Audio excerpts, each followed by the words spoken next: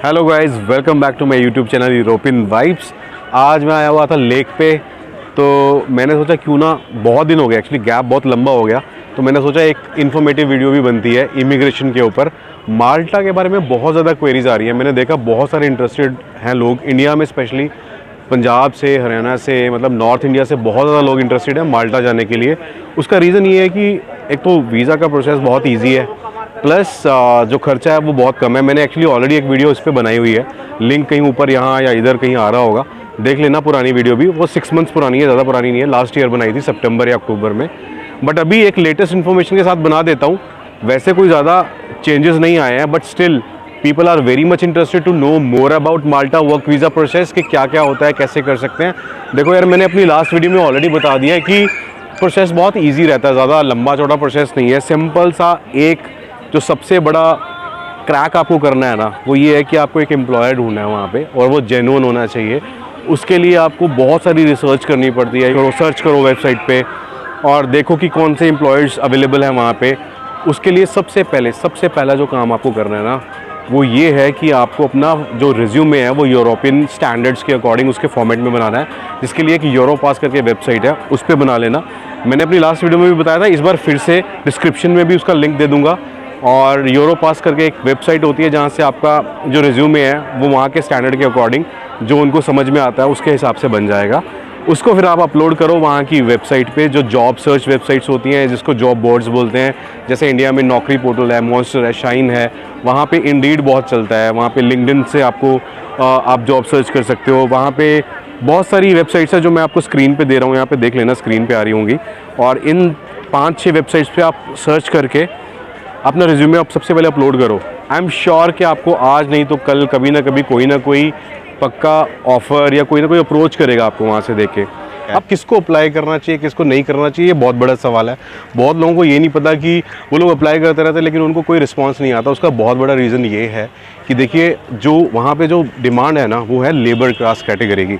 अब जो labour class category है वो समझना बहुत ज़रूरी है। बट वेटर हो गई कैटेगरी में, होटल इंडस्ट्री में स्पेसिफिकली, हॉस्पिटैलिटी इंडस्ट्री भी बोल सकते हैं, या फिर नर्सिस की बहुत रिक्वायरमेंट है वहाँ पे प्लम्बर्स की, और इसके अलावा मैकेनिक्स की और आदि है। तो मतलब इनकी बहुत ज़्यादा रिक्वायरमेंट है। अगर आप यार एडमिन जॉब से हो, ऑपरेशन से हो, या एक वाइट कॉलर जॉब में हो, तो प्लीज़ अप्लाई मत करना। मतलब करना, लेकिन उसमें chances are very very less. मतलब 10% चांसेस है। अगर आप बहुत लकी हुए तो शायद आपको कोई अप्रोच कर ले, कोई कंपनी। या तो आप ऐसी स्ट्रीम से हो, या ऐसे बैकग्राउंड से हो, ऐसे इंडस्ट्री से हो, जैसे आईटी इंडस्ट्री बहुत बूम कर रही है, वहाँ पे बहुत शॉर्टेज है मैन पावर की, मतलब आईटी इंडस्ट्री में। जैसे कि एसईओ हो गए, सॉफ्टवेयर डेवलपर्स हो गए, इन लोगों की तो हर कंट्री में डिमांड है। नॉट ओनली यूरोप और शेनेगन, यूएसए, कनाडा, हर जगह डिमांड है। तो आप वहाँ तो आप खुल के अप्लाई कर सकते हो, अच्छी कंपनीज़ में कर सकते हो।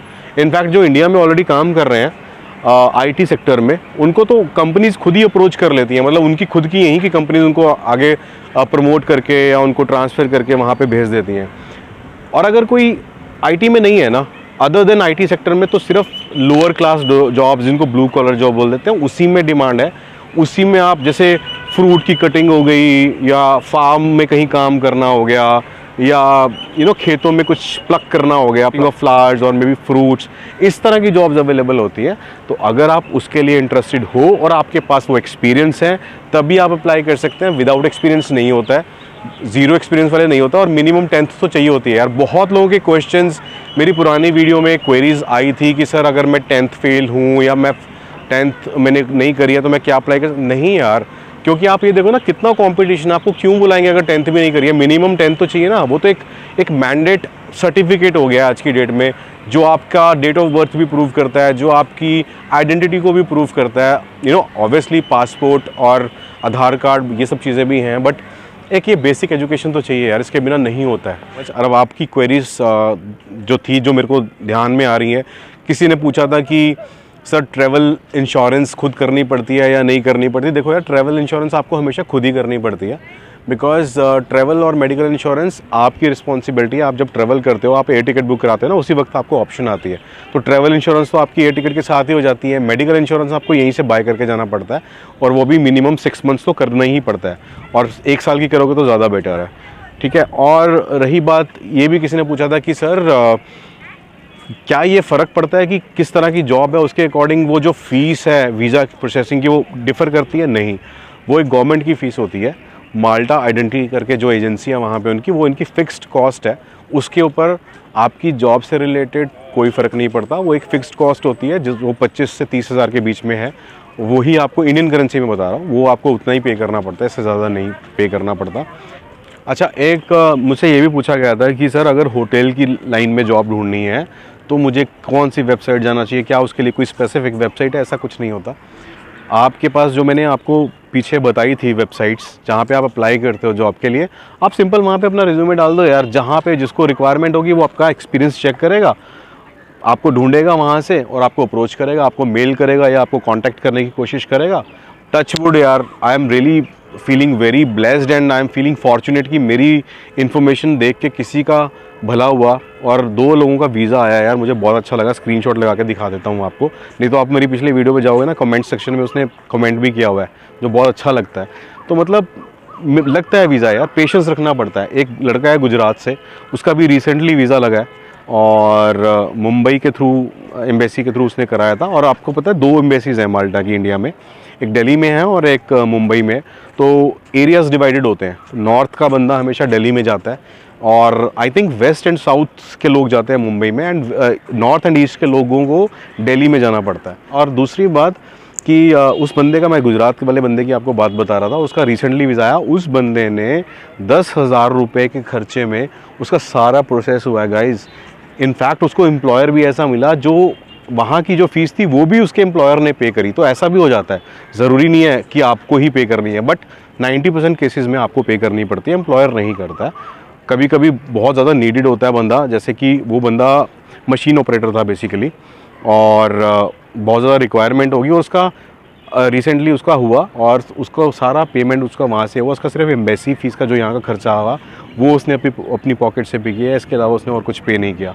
और वो आज की डेट में माल्टा में है और मेरी बात भी होती है उससे। तो मतलब हो जाता है यार, पेशेंस रखना पड़ता है। उस बंदे ने 3 महीने पेशेंस रखा, खुद उसने वेबसाइट्स पे जाके ढूंढा, अलग अलग जगह उसने अप्लाई किया, जॉब वैकेंसी ढूंढी और उसको कॉल आया, सारा कुछ प्रोसेस हुआ, आज वो वहाँ पे पहुँच गया है।